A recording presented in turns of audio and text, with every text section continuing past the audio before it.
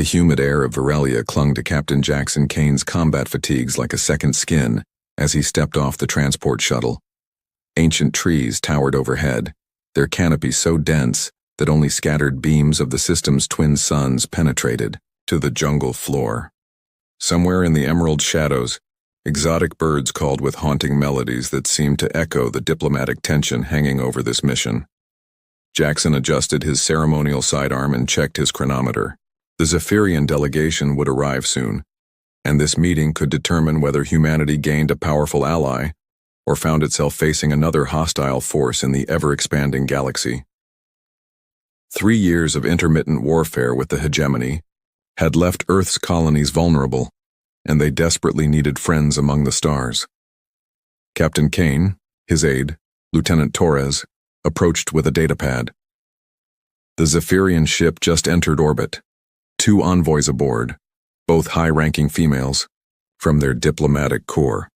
Jackson nodded, running a hand through his dark hair. At 32, he'd already earned a reputation as both a fierce warrior and a skilled negotiator, though he privately wondered if his scarred face and battle-hardened demeanor would make the right impression on an alien species known for their refined culture. The clearing ahead had been prepared as a neutral meeting ground, with a simple pavilion erected between towering fern-like plants that pulsed with bioluminescent patterns. As Jackson took his position, a sleek Zephyrian vessel descended through the canopy with barely a whisper of displaced air. 2 figures emerged, and Jackson's breath caught despite his professional composure.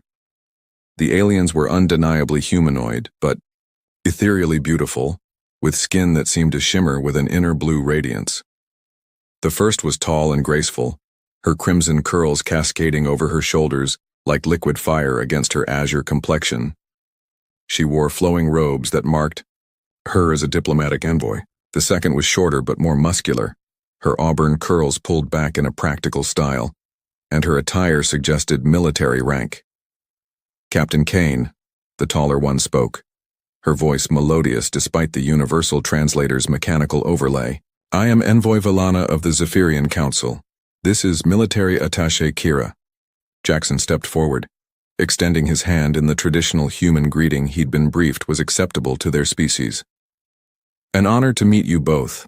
I hope this marks the beginning of a lasting alliance between our peoples."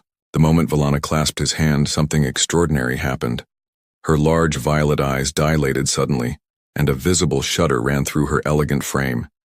She inhaled sharply, as if his mere proximity had triggered some profound response. Behind her, Kira had gone rigid, her nostrils flaring as she caught his scent on the humid air. Forgive me," Valana stammered, her usual diplomatic poise cracking as she held onto his hand longer than protocol demanded. Her grip was surprisingly strong, almost possessive. The journey was taxing. But Jackson noticed how both women's breathing had changed, becoming deeper and more deliberate. Kira stepped closer, ostensibly to join the greeting, but her eyes never left his face. When she took his other hand, the same reaction rippled through her. A barely suppressed gasp, followed by what could only be described as hunger in her gaze. "Perhaps we should move to more comfortable surroundings," Kira suggested, her voice slightly husky. "The jungle air can be overwhelming." As they walked toward the pavilion, Jackson found himself flanked by both women, each staying unusually close. He caught them exchanging glances over his head, not hostile, but intense, as if they were communicating something beyond his understanding. The diplomatic briefings had mentioned that Zephyrians had enhanced senses, but nothing had prepared him for the way they seemed to be studying him, breathing him in like he was some rare and intoxicating substance. Valana's hand brushed his arm, as she gestured toward the seating area. "Captain, I must say your presence is quite remarkable. There's something about you that's different from other humans we've encountered." Kira nodded, moving to his other side. "Indeed. Very different." Jackson settled into his chair, unaware that his simple human scent had just triggered something that would shake the foundations of galactic politics. The 2 Zephyrian women took seats across from him, but their attention seemed focused less on diplomacy and more on the mysterious human who had unknowingly become the center of their universe. The jungle around them pulsed with hidden life, but nothing was more alive than the ancient instincts now awakening in two alien hearts. Hours had passed since the initial meeting, but Valana couldn't shake the intoxicating memory of Captain Kane's presence. In her private quarters aboard the Zephyrian vessel, she paced restlessly, her crimson curls disheveled from running her fingers through them. Every breath she'd taken near the human had sent waves of something primal through her system, something she'd only read about in ancient texts. Kira burst through the door without ceremony, her auburn hair wild and her usually composed military, bearing completely shattered. "Tell me you felt it too," she demanded, her violet eyes blazing with desperation. "The calling," Valana whispered, sinking onto her sleeping platform. "It's impossible. The genetic catalyst phenomenon hasn't been documented in over 3 centuries. Their species had evolved beyond such primitive biological responses, or so they'd believed. The old stories spoke of rare individuals whose genetic signature could trigger the deepest mating instincts in Zephyrian females, marking them as perfect. Breeding partners capable of producing offspring with extraordinary abilities. But those were legends, myths from a more savage time. His scent, Kira breathed, moving closer. "I can still taste it in the air. My body is screaming for him, Valana. Every instinct I have is telling me to claim him, to make him mine." Valana nodded miserably. "The same compulsion burns in me, but we're civilized beings, not animals driven by biological urges. We came here for diplomacy, not this." A chime from Valana's communication device interrupted them. Captain Kane's voice filled the room. "Envoy Valana, I was hoping we could continue our discussions privately. There are sensitive matters I'd prefer to address without a full delegation present." The two women exchanged glances. Kira's jaw tightened with jealousy while Valana's pulse quickened with anticipation. "Of course, Captain," Valana managed to reply steadily. "I'll meet you in conference room Alpha in 10 minutes. As Valana prepared to leave, Kira grabbed her arm. "Remember our friendship, our bond as sisters in service. Don't let this human destroy what we've built together." Valana met her friend's gaze with understanding but also determination. "I make no promises I cannot keep." The conference room was smaller than the pavilion, more intimate. Captain Kane had removed his formal jacket, revealing a fitted shirt that accentuated his broad shoulders and muscled frame. When Valana entered, his natural masculine scent hit her like a physical blow, making her legs unsteady. "Envoy." He stood, as she approached, his dark eyes studying her with growing concern. "Are you feeling well? You seem affected by something." If only he knew. Valana forced herself to take the seat across from him, though every fiber of her being wanted to close. The distance between them. "I'm quite well, Captain. Please tell me about these sensitive matters." As Jackson spoke about trade agreements and military cooperation, Valana found herself barely listening. Instead, she was mesmerized by the way his lips moved, the strength in his hands as he gestured, the way his scent grew stronger when he leaned forward. Her body was responding in ways that would have embarrassed her ancestors. Increased blood flow, heightened sensitivity, a desperate ache building in her core. "Envoy?" His voice broke through her haze. "You haven't responded to my question about mineral rights." "Forgive me," she whispered, then made a decision that would change everything. Rising smoothly, she moved around the table toward him. "Captain, there's something I must tell you. Something about our species that you need to understand." Jackson stood as she approached, his warrior instincts alert to the change in her demeanor. When she stopped mere inches away, looking up at him with eyes that burned with barely contained desire, his breath caught.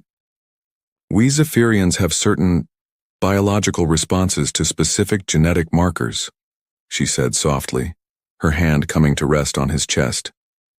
Through the thin fabric, she could feel his heart beating faster. "You, Captain Kane, possess something that hasn't been encountered in centuries. You're what our ancestors called a prime genetic catalyst." "I don't understand," he said, though his body was responding to her closeness with interest that surprised him. "It means," she breathed, rising on her toes to bring her lips closer to his ear, that every female of my species who encounters you will experience an overwhelming compulsion to bond with you, to claim you, to carry your offspring. Before he could respond, she pressed her lips to his in a kiss that was both tender and desperate.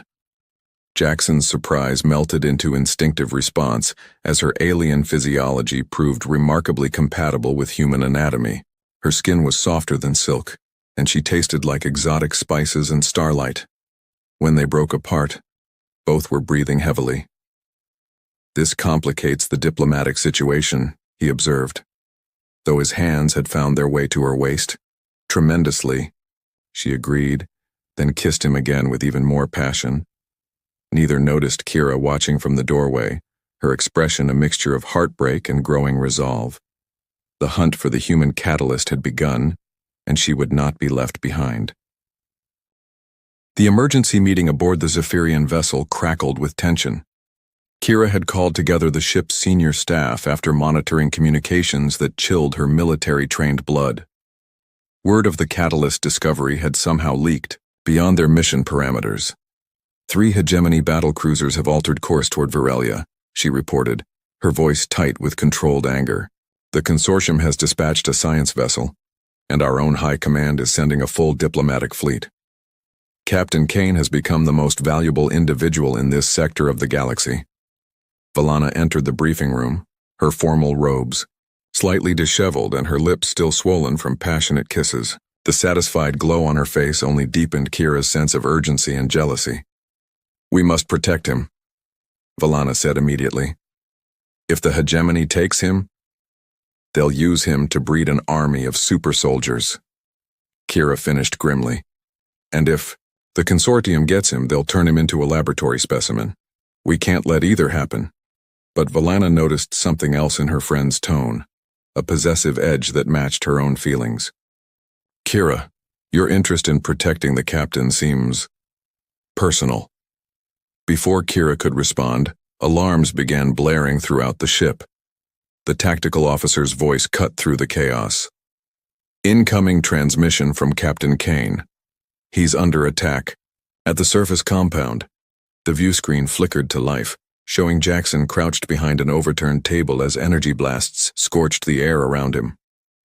"Unknown hostiles are attempting to breach the perimeter," he reported with military precision.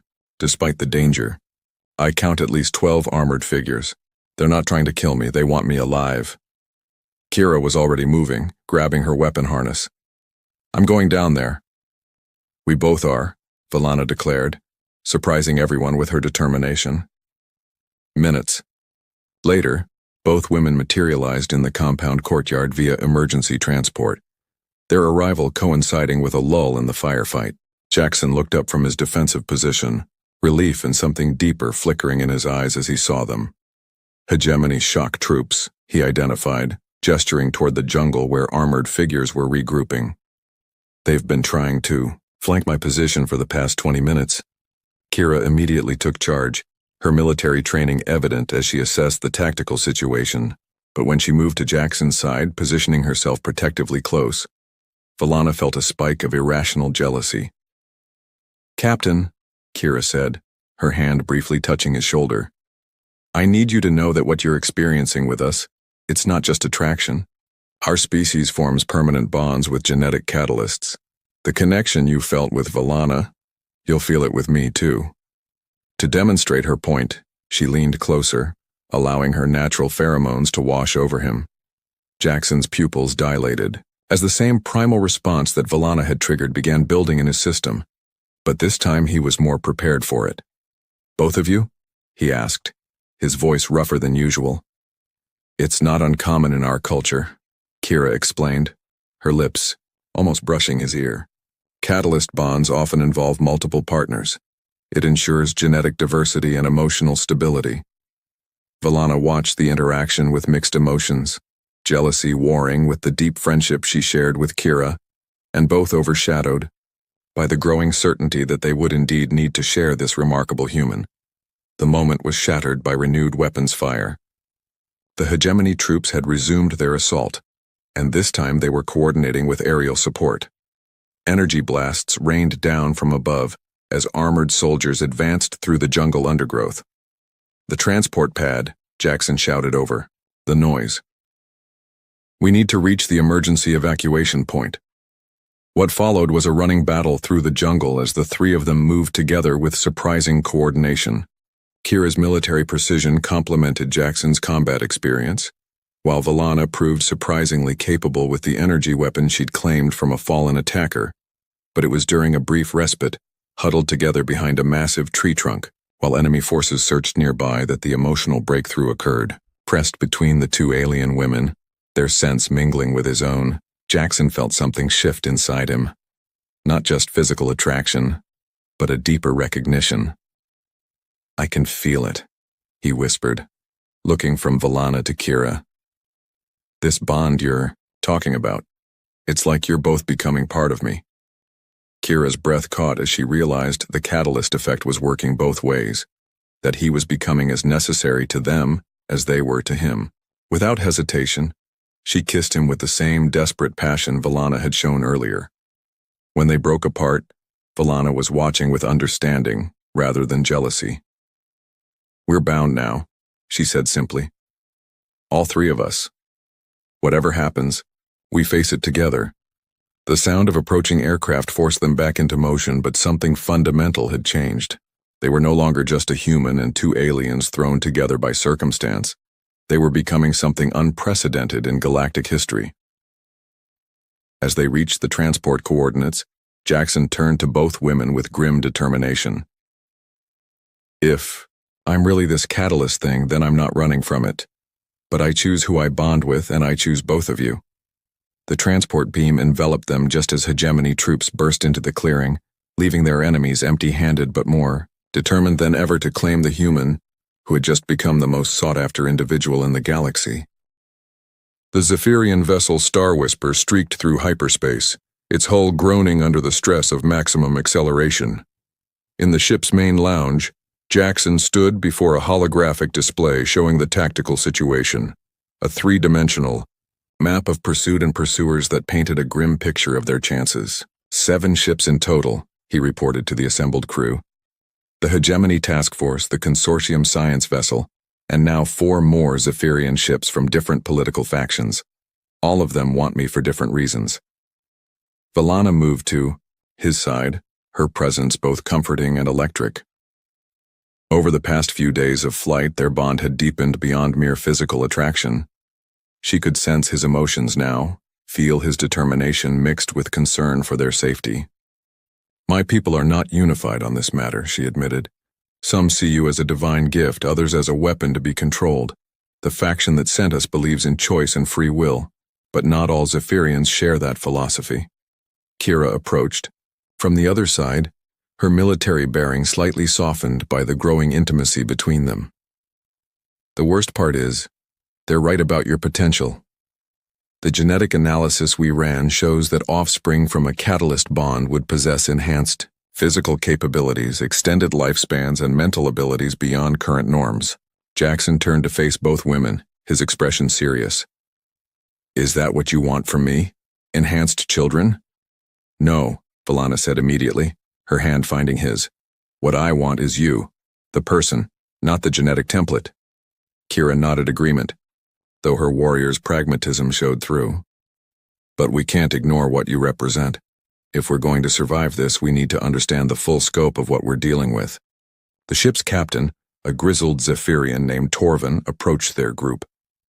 "Forgive the interruption, but we have a problem. The Hegemony ships are gaining on us, and they're using some kind of gravitic interdiction field. We'll be pulled out of hyperspace within the hour."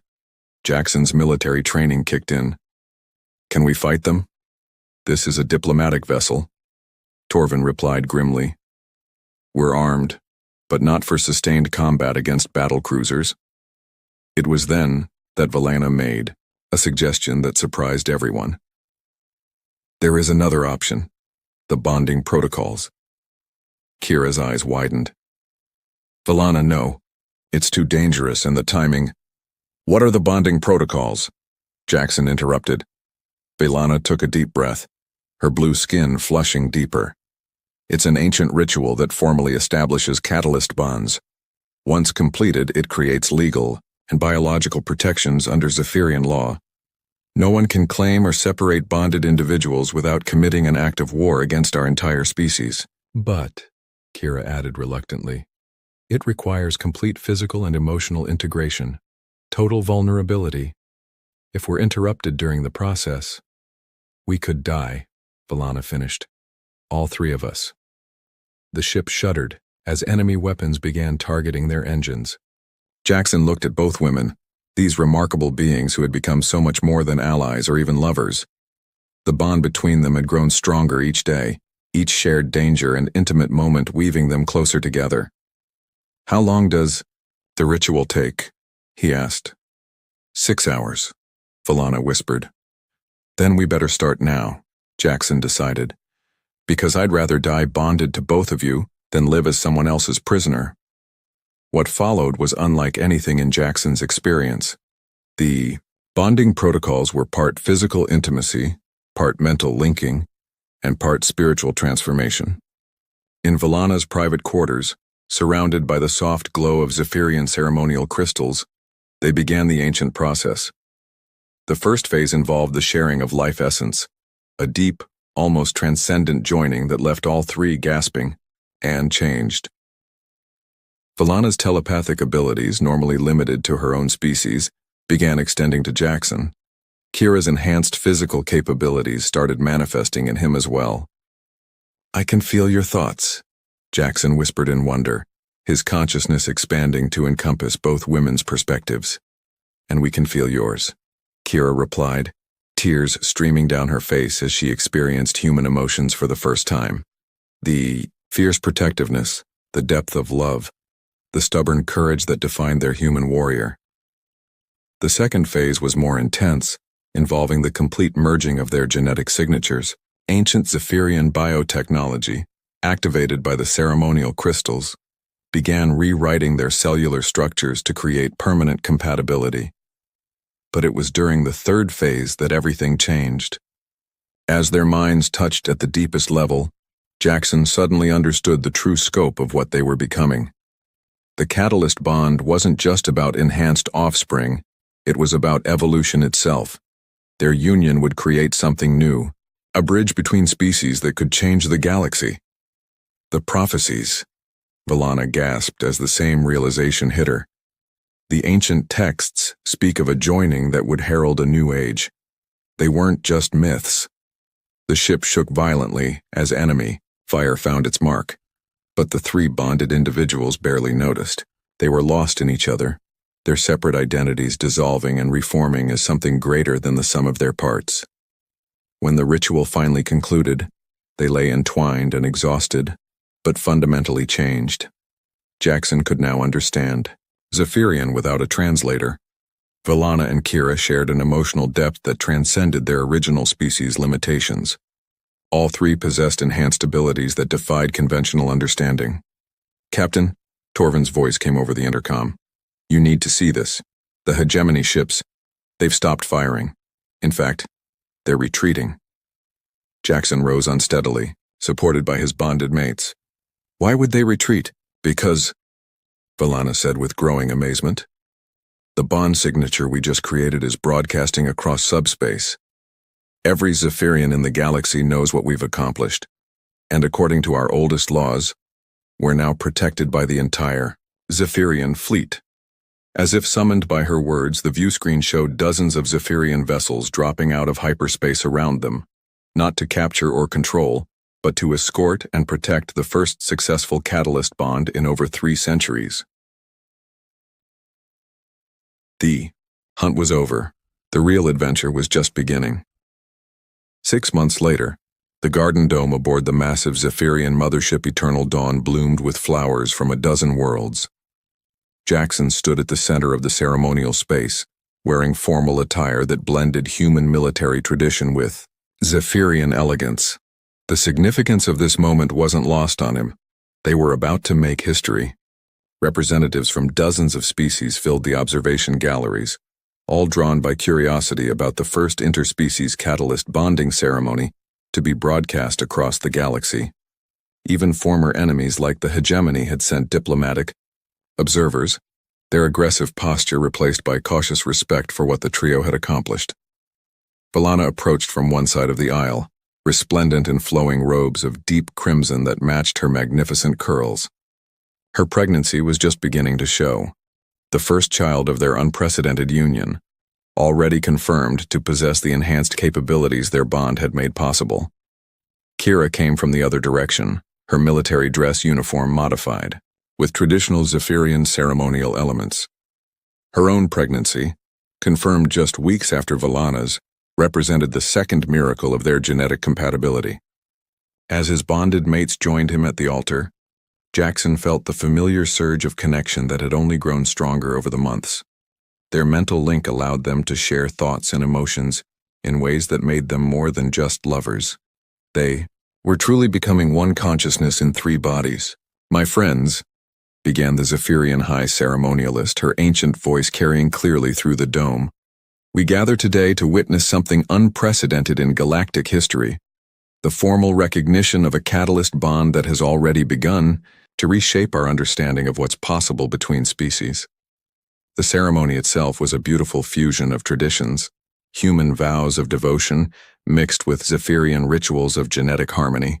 Ancient words in multiple languages spoke of love, transcending the boundaries of biology and politics. But it was when they exchanged the crystal bonds, living gems that would glow with their shared life force, that the true magnitude of their union became apparent.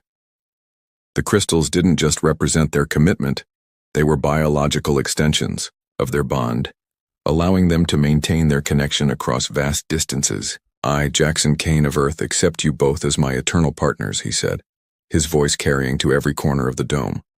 "Not because of what I am, but because of who we become together." "I, Valana of House Starweaver, join my life to yours," she replied, her hands trembling slightly as she placed her crystal against his heart. "You have shown me that love knows no species, no boundaries. I, Kira of the warrior caste, pledge my strength to our bond," she completed, her usual military composure softened by tears of joy. "Together, we are more than any of us could be, alone."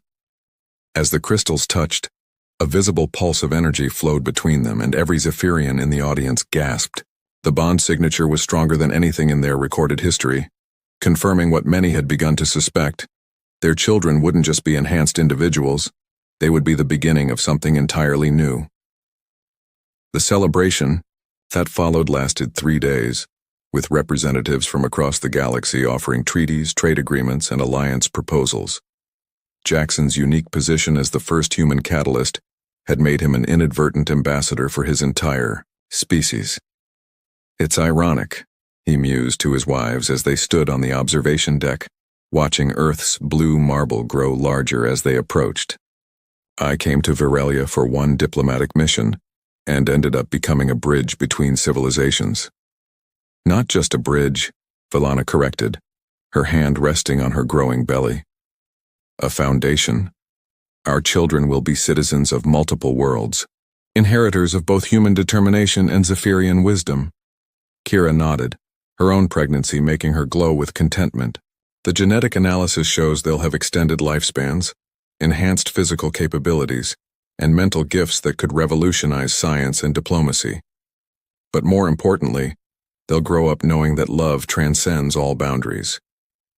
Their ship entered Earth's orbit to find a reception fleet waiting, not warships but vessels carrying diplomats, scientists, and journalists from across human space. The story of their bond had preceded them, and humanity was eager to meet the woman who had opened doors to unimaginable possibilities. The months that followed were a whirlwind of negotiations, medical examinations, and careful relationship building between species. Jackson found himself serving as Earth's first interspecies liaison, using his unique position to foster understanding between races that had previously viewed each other with suspicion. But it was the quiet moments that meant the most, evenings spent in their shared quarters, feeling their children move within their mothers' wombs, planning a future that seemed impossibly bright. "Do you ever regret it?" Valana asked one night. As they lay together, the three of them intertwined in the complex sleeping arrangement they'd developed. "Giving up your old life for this?" Jackson considered the question seriously, His military career had ended, his simple bachelor existence was gone, and he now carried responsibilities that affected entire civilizations. But as he felt the contented thoughts of his wives flowing through their bond, as he sensed the growing lives of his unborn children, he knew there was only one answer. Never, he said simply. What we have is worth any sacrifice. The future stretched before them, full of challenges and possibilities. Their children would grow up in a galaxy where interspecies cooperation was not just possible, but necessary. New worlds would be explored, new alliances forged, and new forms of love and family would emerge. Years later, historians would mark their bonding ceremony as the moment when the galaxy truly began to unite. But for Jackson, Valana, and Kira, it was simply the day they chose to build something beautiful together. A love that transcended species, politics, and the very stars themselves. The scent that had started it all became the foundation of a new age, proving that sometimes the most profound changes begin with the simplest of connections between hearts that recognize their perfect match across the vast cosmos.